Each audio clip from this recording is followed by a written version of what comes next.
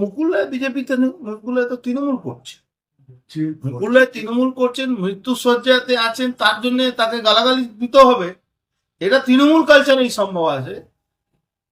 আপনি দেখেছিলেন, হয়তো আপনারা ভুলে গেছেন, মুলায়ম সিং যাদব যখন শরীর অসুস্থ ছিলেন, তখন সরাসরি প্রধানমন্ত্রী কিন্তু অখিলেশ যাদব তারা সবসময় প্রধানমন্ত্রীর বিরুদ্ধে উৎসাহ করে তাও কিন্তু কথা বলেছিলেন, সৌজন্য কথা। কিন্তু এই তো সৌজন্য শব্দটাই এই পরিবার, ব্যানার্জি পরিবার জানে না।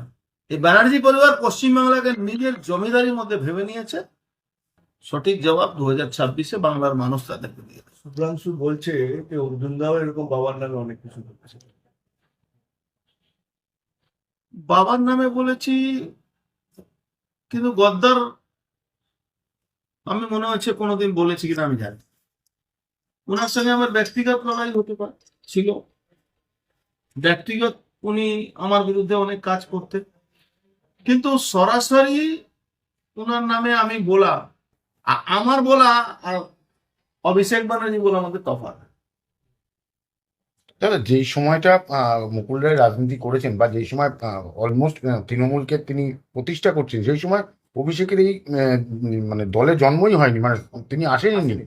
সেই মানুষ এই ধরনের কথা অভিষেক বলছেন। ব্যানার্জি তখন পিং পং বল খেলতো, ওই বাড়ির সামনে পিং পং বল খেলতো, ইটের এই থাকতো, ওই উইকেট, ওই যে উইকেটও কেনার ক্ষমতা ছিল না তখন, ইটের উইকেট থাকতো, হ্যাঁ ইট সাজিয়ে উইকেট থাকতো, তখনও আমরা দেখেছি। আমি জানি না তার ছেলে হিসাবে ও কি করে সহ্য করছে।